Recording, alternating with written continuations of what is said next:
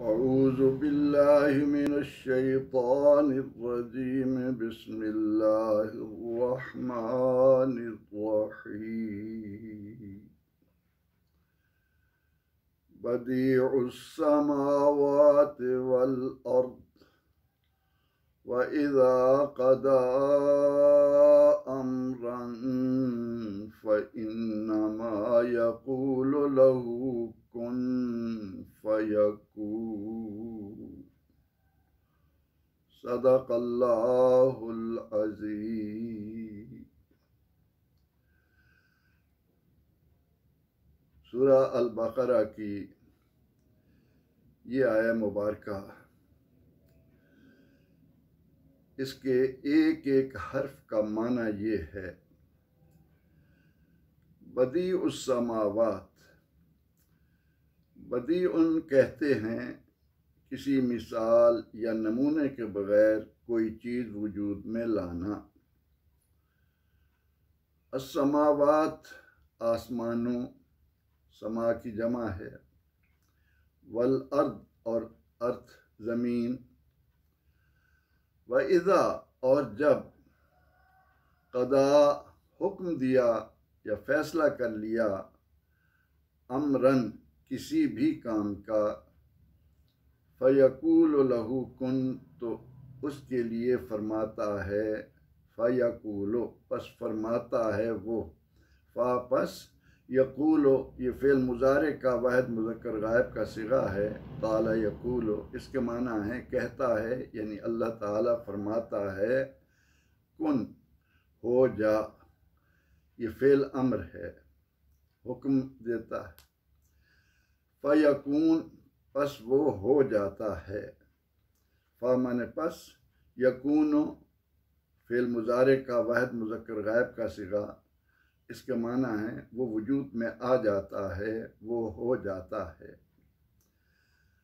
आया करीमा का बामुहावरा तर्जुमा यूं होगा, बदीउस समावात वल अर्द, किसी नमूने के बगैर आसमानों और ज़मीन को बनाने वाला।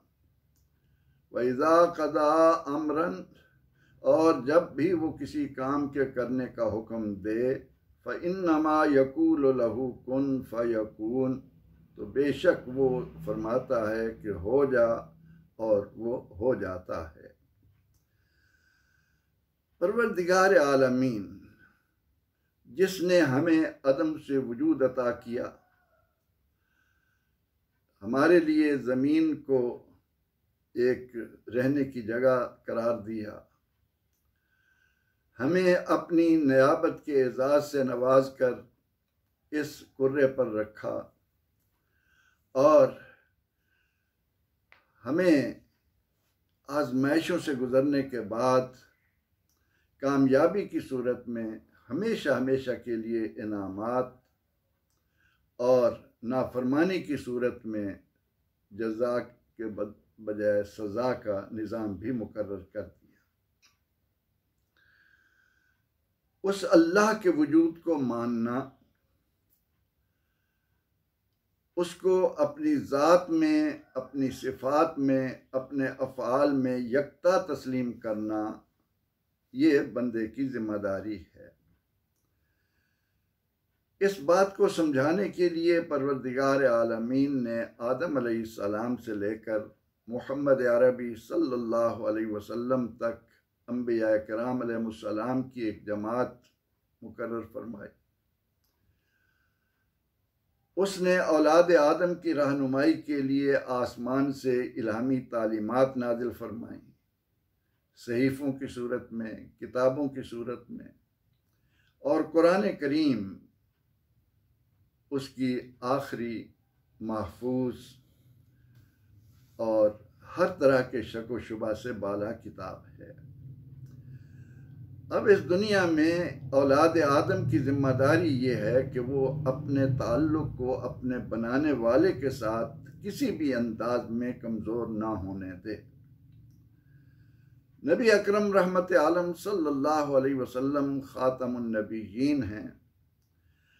आप सल्लल्लाहु अलैहि वसल्लम की दावत को कबूल करने की बजाय जजीरा अरब के लोग जो सदियों से बुत परस्ती में मुब्तला थे, एक तवील अरसे से वो इस बात को भूल चुके थे कि इब्राहीम अलैहिस्सलाम और उनकी ज़ुर्रियत क्या तालीमात लेकर आई। उस जजीरे में अल्लाह का घर खाना काबा की सूरत में पहले भी मौजूद था, लेकिन जहालत की बिना पर कि अल्लाह नजर नहीं आता, उन्होंने ऐसे बुत तराश लिए अपने हाथों से और उनको उन्होंने खुदाई का दर्जा दे दिया। अब परवरदिगार आलमीन के अंबिया कराम अलैहिस्सलाम उन्हें इस हकीकत से आगाह करने के लिए कि वो वहदहू ला शरीक अहद है, समद है, न उसने किसी को जना न उसको किसी ने जन्म दिया, और ये जो अहले किताब ने हज़रत उज़ैर अलैहिस्सलाम को और नसारा ने हज़रत यसू मसीह ईसा अलैहिस्सलाम को खुदा का बेटा करार देकर एक और जहालत शुरू कर दी थी, उसका जवाब दिया। अल्लाह रब्बुल इज़्ज़त वो फरमाता है मैं इन चीज़ों से बेनियाज हूँ। अब ये बात तो हर तरह से वाज़े है कि ला तुदरिकुल अब्सार, इंसानी उकूल इस काबिल हैं ही नहीं, उन्हें ये सलाहियत ही नहीं दी गई कि वो अल्लाह की ज़ात का ये इदराक करें कि वो कैसे वजूद में आया, कब से आया, कैसा है। नहीं, बस ये तस्लीम करना है कि वो कादिर मुतलक अपनी कुदरत की शाहकारियों की बिना पर कायनात के जर्रे जर्रे में अपनी कुदरत के वाज़े दलाइल रख कर अपना वजूद मनवा रहा है। किसी ने क्या खूब कहा कि हर गया है कि अज़मी रोयत वहदहू ला शरीक मी गोयत, कि इस जमीन से घास की एक पत्ती जो सर निकालती है, एक शगुफा जो फूटता है, वो जुबान हाल से इस बात का इकरार कर रहा होता है कि मनो मट्टी के नीचे से मुझे ये खूबसूरत रंग देकर, ये शक्ल सूरत देकर निकालने वाला कोई है। उस ज़ात पाक ने यहूद व नसारा के इस नापाक अकीदे को, उनकी इस शरअंगेज फिक्र को दफन करने के लिए कि माज़अल्लाह अल्लाह का बेटा है, वक़ालू इत्तख़ज़ल्लाहु वलदा, वो बोले कि अल्लाह ने बेटा बनाया है, अल-अयाज़ु बिल्लाह। अब कुरान करीम में जहाँ बुत परस्ती के मुताल्लिक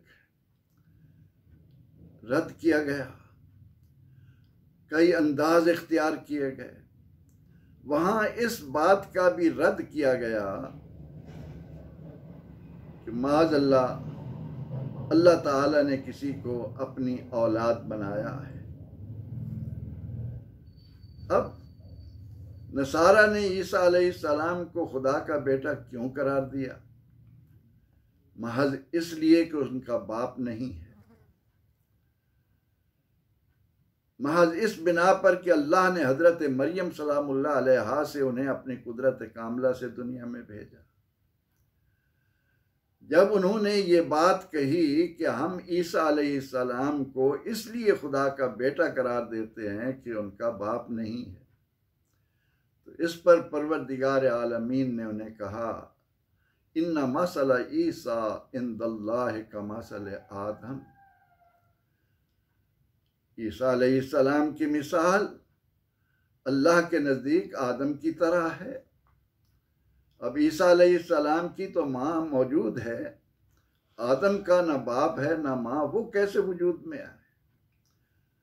तो जिस ज़ात ने अपनी कुदरत कामला से हज़रत आदम अलैहिस्सलाम को माँ और बाप दोनों के बगैर वजूद अता किया, उसी ने अपनी कुदरत बाहिरा का, अपनी कुदरत अजीमा का निशान दुनिया को देने के लिए ईसा अलैहिस्सलाम को बाप के बगैर पैदा किया। हज़रत उज़ैर अलैहिस्सलाम को यहूद ने महज इसलिए अल्लाह का बेटा करार दे दिया कि जनाब वो 100 साल लेटे रहे और उसके बाद उठ बैठे। परवरदिगार आलमीन ने फरमाया कि ये तो एक मिसाल है, मैंने तो आदम अलैहिस्सलाम से लेकर आखिरी इंसान तक जितने लोग दुनिया में भेजने हैं सबको उठाऊंगा। इसीलिए इस आय मुबारका के ज़रिए कुरान सुनने वाले को, कुरान पढ़ने वाले को ये तालीम दी गई कि उस अल्लाह को वहदहू ला शरीक मानो जो बदीउस समावात वल अर्द है, जिसने ये 7 आसमान, ये 7 ज़मीनें बग़ैर नमूने के इनको वजूद अता किया। जो ज़ात इस बात की कुदरत रखती है कि किसी भी मिसाल और नमूने के बगैर आसमानों को खड़ा कर दे, उसके लिए ईसा अलैहिस्सलाम को या हज़रत उज़ैर अलैहिस्सलाम को मुख्तलिफ शर्फ से नवाजना क्या बईद है। फिर फरमाया कि इज़ा क़ज़ा अमरन, जब वो किसी काम के करने का हुक्म दे दे तो उसकी अजीम कुदरत के सामने किसी चीज़ को मजाल नहीं होती कि उसके हुक्म को टाल सके। वो जब फरमाता है कुन हो जा फयकुन, वो हो जाता है। जो ज़ात इतनी कुदरत रखने वाली है, जिसने कायनात के अंदर आसमानों को सुतूनों के बगैर खड़ा किया, वज़य्यन्नाहा लिन्नाज़िरीन, देखने वालों के लिए हमने आसमानों को खूबसूरत बनाया। तारीक रातों में खुले मैदानों में जाकर आसमानों का नज़ारा तो कीजिए कि कहकशाएं, तरह तरह के सितारे और सैयारे क्या मंजर पेश करते। तो जिस कादिर मुतलक ने अपनी कुदरत बाहिरा की बदौलत आसमानों को बगैर सुतूनों के, बगैर नमूनों के खड़ा किया, उसके लिए बाप के बगैर ईसा अलैहिस्सलाम को वजूद अता करना मुश्किल है। फिर एक और अंदाज हमें कुरान करीम में अल्लाह की अज़मत का ये मिलता है। वो फरमाता है कि मुझे छोड़कर बुतों को या अपनी तरह के इंसानों को माबूद बनाने वाले मुझे ये बताएं कि आसमान से बारिश ये उतारते हैं या मैं उतारता। ये ज़मीन के अंदर सलाहियतें पैदावारी मैंने रखी हैं या इन्होंने रखी हैं। मैं कहता हूं कि मैं तुम्हारा इलाह हूं, माबूद हूं। क्यों? मैंने तुम्हें वजूद अता किया है। मैंने आसमानों को अपनी कुदरत कामला से खड़ा कर रखा है। मैंने ज़मीन को इतनी सलाहियतें देकर फर्श के तौर पर बिछा रखा है। मेरे सिवा जिन्हें तुम माबूद बना रहे हो उनसे भी तो सवाल करो कि उस अल्लाह वहदहू ला शरीक की कुदरत के नमूने तो ये हैं, तुमने क्या किया है। जो अपने वजूद में बनाने वाले के मोहताज, जो अपनी सफाई में किसी और के मोहताज, जो अपनी हरकत करने में एक जगह से दूसरी जगह रखे जाने में दूसरों के मोहताज। एक सहाबी रज़ियल्लाहु अन्हु फरमाते हैं कि जब रसूल अकरम रहमत आलम सल्लल्लाहु अलैहि वसल्लम ने हमारे क़ुलूब व अज़हान को अल्लाह वहदहू की अज़मत और उसकी कुदरत और उसकी जलालत से रोशनास कराना शुरू किया तो वो बातें हमें समझ आना शुरू हो गई। हम अल्लाह को छोड़कर जिन बुतों की पूजा कर रहे थे, जब कुरान हकीम में उनकी बेबसी के मुख्तलिफ अंदाज आने शुरू हुए तो वो कहते हैं कि मैंने भी अपना एक माबूद बनाकर माज़अल्लाह उसको किसी जंगल में छुपा रखा था। जब जी चाहता मैं जाकर उसके आगे पूजा पाठ कर लेता और अपने दिल को तसल्ली दे लेता कि मैंने इबादत की है। अब पैगंबर रहमत सल्लल्लाहु ताला अलैहि वसल्लम ने जिस अंदाज से इनकी बेबसी को जाहिर किया तो उसकी रोशनी में एक दिन जब मैं गया तो मैंने देखा कि मेरा माज़अल्लाह वो बुत जिसे मैं खुदा मानता था इंतहाई गलीज हालत में पड़ा है। जंगल के जानवर आकर उस पर बौलो बराज कर गए हैं, वो गंदगी में लिथड़ा पड़ा है। अब मैं अपने हाथ से क्या कर रहा हूं, अपने खुदा को साफ कर रहा हूं। अल्लाह अकबर। वो कहते हैं कि जब मैंने उसे साफ कर लिया और वहां से रुखसत होने लगा तो मैंने कहा कि ओ मेरे खुदा, अब तो मैंने तुम्हें साफ किया है, तू मेरा खुदा है, आइंदा अपना ख्याल रखना, ये अच्छा नहीं है कि इस गंदगी के अंदर तुम लिथड़ जाओ। वो कहते हैं कि चंद दिनों के बाद मैं जब दोबारा गया तो फिर यही हालत। आखिर मुझे रसूलुल्लाह सल्लल्लाहु अलैहि वसल्लम की बातें समझ आ गईं कि हम अल्लाह को छोड़कर जिनकी पूजा में लगे हुए हैं उनकी बेबसी की ये कैफियत, वो इतने मजबूर और बेबस और हम उनको खुदा मानकर बैठे हैं।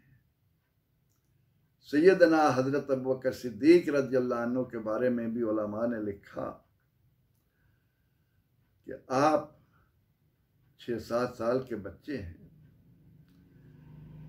आपके वालिद अबू कहाफा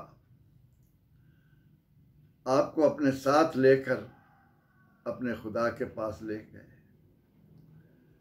और वहां जाकर मुझसे मेरा बाप कहने लगा कि हाउलाए आलिहतुक फस्जुद लहुम, ये तेरे माबूद हैं, इनको सजदा कर। फरमाते हैं मेरे हाथ में एक छड़ी थी, मैंने पहले अपने बुत से, वो जो मेरे बाप ने बना रखा था, उससे कहा कि मैं भूखा हूं, मुझे खाना दे, मैं नंगा हूं, मुझे लिबास दे।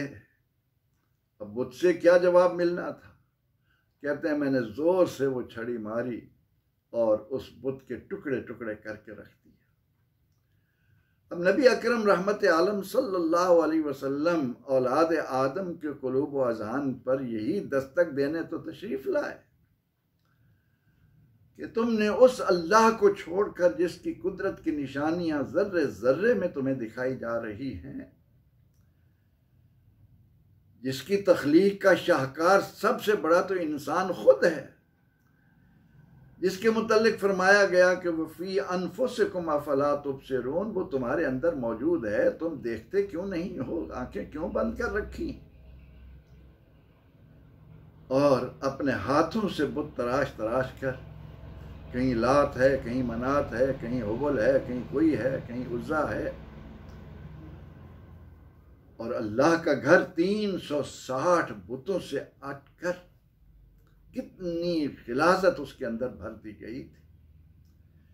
इसलिए इस आया मुबारका के ज़रिए अल्लाह रब्बुल इज़्ज़त ने औलाद आदम को ये बात समझाई है कि उसका कोई बेटा नहीं, लम यलिद वलम यूलद की शान में है, ना उसके आगाज को कोई जान सकता है, ना उसके अंजाम की तरफ किसी की नज़र जा सकती है। उस कादिर मुतलक ने तुम्हें इसलिए वजूद अता कर ज़मीन पर भेजा है कि तुम उसके भेजे हुए रसूल और उसकी नाजिल की हुई तालीमात के मुताबिक अपनी इस चंद रोज़ा ज़िंदगी को इस तरह बसर करो कि कल क़यामत के दिन जब तुम्हें अल्लाह के हुजूर उठाया जाए तो वहाँ तुम्हारे लिए कामयाबी का,